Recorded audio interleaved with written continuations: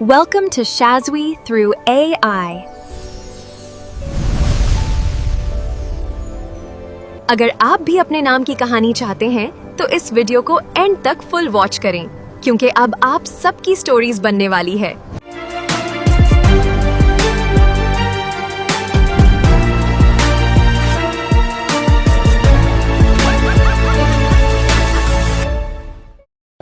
अरोरा की खूबसूरत फिजाओं में एक बेहद हसीन और मशहूर महल आबाद था। इस महल का हुक्मरान किंग आरिस खान एक नौजवान और हसीन बादशाह था।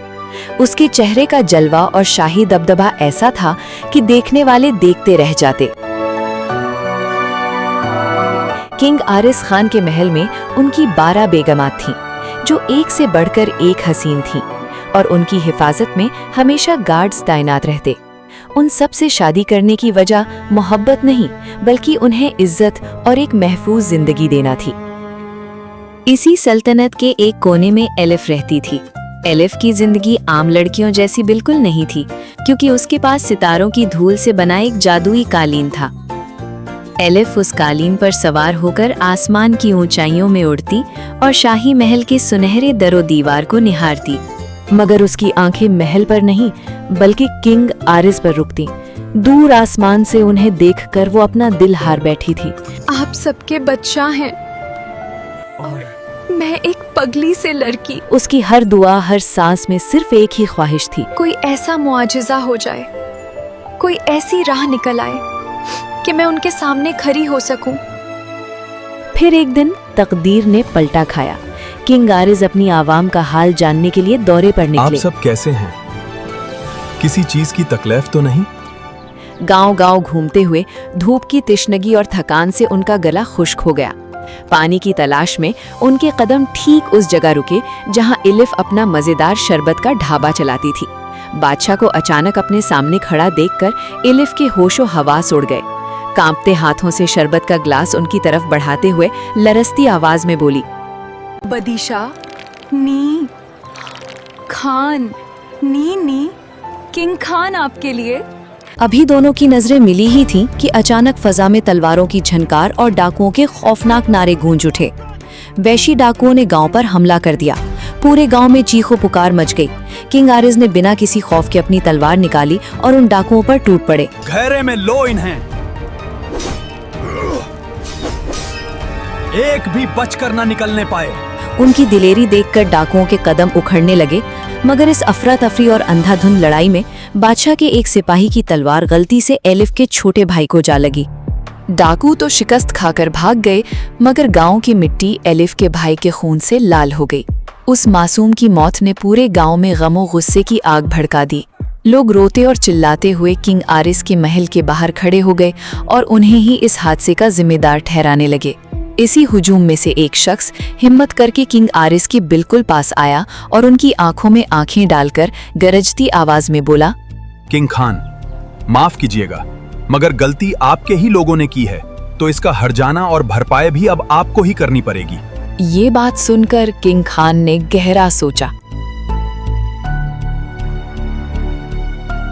फिर अगले दिन पूरी सल्तनत और गांव वालों के सामने एक बड़ा और हैरत अंगेज ऐलान कर दिया। उन्होंने इज्जत के साथ कहा कि वो इस हादसे की भरपाई करने के लिए एलिफ से शादी करेंगे और उसे अपनी 13वीं क्वीन बनाकर महल में पूरी हिफाजत और इज्जत देंगे, ताकि उसे जिंदगी भर किसी के आगे झुकना ना पड़े। मगर ये ऐलान एलिफ तक पहुंचा तो उसके दिल को गहरा झटका लगा।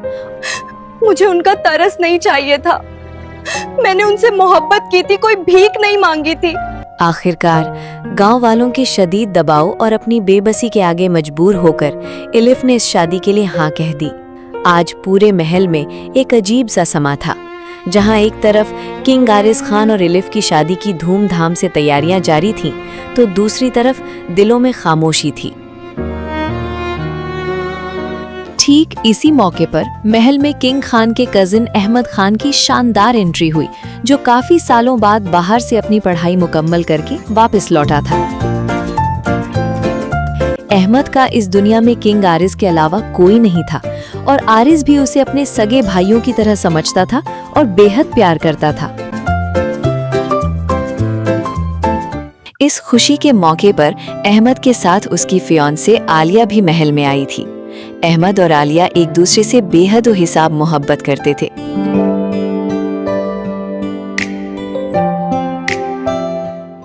इलिफ अपने भाई के गम में दिल पर पत्थर रखकर दुल्हन के रूप में तैयार बैठी हुई थी, मगर दुनिया से बेखबर महल में एक खौफनाक साजिश परवान चढ़ चुकी थी। शादी का वक्त हो चुका था, लेकिन किंग आरिस खान का दूर दूर तक कुछ पता नहीं था। जब बड़े भाई की फिक्र में अहमद ने ऊपर जाकर उन्हें चेक किया तो वहां का मंजर देखकर उसके होश उड़ गए। किंग खान जमीन पर गिरे हुए थे। अहमद ने रोती हुई आंखों से उन्हें अपनी बाहों में उठाया। आरिस ने अपनी जिंदगी की आखिरी सांसें लेते हुए अहमद को एक ही बात कही, तुम हो यहाँ के किंग अहमद खान और एलिफ अब तुम्हारी जिम्मेदारी है। अहमद इस अचानक बाजी पलटने पर पूरी तरह टूट गया, मगर अपने भाई के आखिरी अल्फाज और खानदान की इज्जत की खातिर उसने एक बहुत बड़ा फैसला किया। बाहर खुशी का माहौल था और वहां एलिफ की उसके जादुई कालीन पर शानदार एंट्री हुई। कुछ ही देर बाद नीचे शादी के स्टेज में सहरा पहने एक नया दुल्हा आ गया। पूरे महल में किसी को खबर न हुई कि उस सहरे के पीछे किंग आरिज नहीं बल्कि अहमद खान है। दूसरी तरफ आलिया ने बेचैनी के साथ कहा, कुछ बहुत बुरा होने वाला है। अहमद, आप कहाँ हैं? और उसने घबराहट में अपने हाथों में पकड़ा हुआ कीमती कांच का गुलदस्ता जमीन पर दे मारा। अगली ही सुबह जब अहमद ने अपने दिल पर पत्थर रखकर नया किंग होने का ऐलान किया तो इलिफ पर यह खौफनाक सच्चाई खुल गई। आप अहमद, अगर आप यहाँ हैं तो किंग आरिस कहाँ? हु खा पर है? जब उसे किंग के चले जाने का पता चला तो उसने अपना सारा गुस्सा अहमद पर निकाला, क्योंकि उसे लगा कि उसे धोखा मिला है। उसने चीखते हुए कहा, जितनी मोहब्बत मैं किंग आरिस खान से करती थी उससे कहीं ज्यादा तुमसे नफरत करती हूँ। जबकि अहमद ने हाथ बांधे सब खामोशी से सुना। अहमद अपने भाई के आखिरी अल्फाज और फर्ज के बोझ को दिल से लगाए बैठा था। उसने तय कर लिया था कि चाहे एलिफ उससे कितनी ही नफरत क्यों ना करे, वो हमेशा उसकी इज्जत, आबरू और जान की हिफाजत करेगा। उसने अपने सर का ताज एलिफ के कदमों में रख दिया और हमेशा उसकी इज्जत करने का अहद किया। मगर एलिफ का दिल तो किंग आरिस की याद में डूबा हुआ था। मेरी पक मोहब्बत को ये कैसी सजा मिली है आरिस? क्यों मुझे अकेला छोड़ गए? वो अक्सर रात के अंधेरे में अपने उसी जादुई कालीन पर सवार हो जाती और किंग की यादों को महसूस करती, जबकि अहमद उसके इंतजार और हिफाजत के लिए उसे देखता रहता। दूसरी तरफ आलिया को उस जुर्म की सजा मिली थी जो उसने कभी किया ही नहीं था। आलिया ने फिर भी अपने दुख को आंसुओं में बहा दिया, मगर जब ये बात उसकी बहन क्वीन सिमरन को पता चली तो वो किंग तहयोंग के साथ फौरन महल पहुंच गई। क्वीन सिमरन दिल की बुरी नहीं थी, बस अपनी बहन के प्यार में अंधी होकर उसने एलिफ से बदला लेना चाहा। मैं एलिफ से अपनी बहन का बदला लूंगी। दूसरी तरफ किंग तहयोंग, जो अपनी क्वीन के लिए कुछ भी कर सकता था, उसने इस बदले में सिमरन की मदद करने की हाँ भर ली। कुछ भी कर सकता हूँ सिमरान। शहजादी सिमरन और किंग तहयोंग गलती से महल के अंधेरे रास्तों में चले गए। थोड़ा आगे बढ़ने पर सिमरन को एक अजीब और डरावनी सी आवाज सुनाई दी। महल की 12 बेगमों में से एक बेगम हवा में उड़ रही थी। वो बेगम असल में एक जादूगरनी थी। मैंने ही किंग आरिज खान को जान से मारा है। उसके चेहरे पर एक खौफनाक और मक्काराना मुस्कुराहट थी, जिसे देखकर क्वीन सिमरन बुरी तरह डर गई। सिमरन ने फैसला किया कि वो फौरन वहां से निकलकर महल में सबको इस सच्चाई के बारे में बताए। मगर जैसे ही वो भागने लगी, जादूगरनी की नजर उस पर पड़ गई। उसने फौरन अपना जादू चलाया और एक ही झटके में क्वीन सिमरन को एक रैबिट बना दिया। तहयोंग पागलों की तरह हर तरफ सिमरन को ढूंढता रहा, मगर क्वीन सिमरन उसे महल के किसी भी कोने में नहीं मिली। वो घबराहट और गहरी चिंता में फौरन अहमद के पास गया और उसे सारी हकीकत बताई कि क्वीन सिमरन कहीं नहीं मिल रही। दूसरी तरफ महल के सुनसान बाग में इलिफ को एक मासूम और खूबसूरत सा रैबिट नजर आया। हे छोटे खरगोश, तुम यहाँ अकेले क्या कर रहे हो? इलिफ ने उस रैबिट को बेहद प्यार से अपनी बाहों में उठाया, मगर जैसे ही उसने उसे छुआ, उसे दिल में एक अजीब और गहरा एहसास हुआ। What? क्योंकि इलिफ के पास जानवरों की जुबान समझने की एक अनमोल जादुई ताकत थी, जिस बात से वो खुद भी आज तक बिल्कुल अनजान थी। ये क्या? मुझे इस रैबिट के दिल की आवाज क्यों आ रही है? सिमरान? वो बिना एक पल रुके भागती हुई अहमद और किंग तायूं के पास पहुंची और उन्हें सारी बात बताई। तायंग, ये कोई आम रैबिट नहीं है, ये क्वीन सिमरान है। उस जादूगर ने इन्हें बदल दिया। तुम लोग मुझे कभी नहीं डर के मारे वो चालाक जादूगरनी पहले ही महल से भाग चुकी थी। एलिफ के गुस्से की कोई इंतहा ना रही। वो बिना कुछ सोचे समझे पागलों की तरह फौरन अपनी जादुई कालीन पर सवार हुई और उस दुश्मन के पीछे हवा से बातें करने लगी। अहमद और तहयांग रास्ता भटक गए, मगर एलिफ अकेली ही उस जगह पहुंच गई जहां नफरत की अजीम बला अपने असली रूप में मौजूद थी।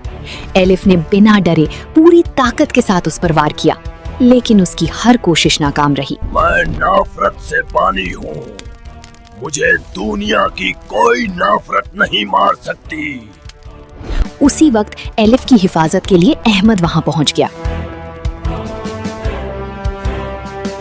जैसे ही एलिफ की नजर अहमद की गर्दन पर बने उस चांद के निशान पर पड़ी, एक ही लम्हे में उसका बचपन उसकी आंखों के सामने आ गया। उसे वो बहादुर बच्चा याद आ गया जिसने बचपन में उसकी मदद की थी। एलिफ हमेशा समझती रही कि वो किंग आरिस खान था, मगर आज उसे सच का एहसास हुआ कि वो अहमद था। आंखों में आंसू लिए एलिफ फौरन अहमद को गले लगाकर बोली, मैं बचपन से जिस इंसान से मोहब्बत करती आई हूँ वो किंग आरिस नहीं, तुम हो। उन दोनों की सच्ची मोहब्बत की रोशनी के सामने नफरत की ताकत टिक ना सकी। उसी लम्हे क्वीन सिमरन भी दोबारा इंसान बनकर तहयांग से जा मिली। एलिफ ने मुस्कुराते हुए अहमद की आंखों में देखा और धीरे से कहा, जिसे मैं सालों तक नफरत समझती रही, वही मेरी पहली और आखिरी मोहब्बत थी।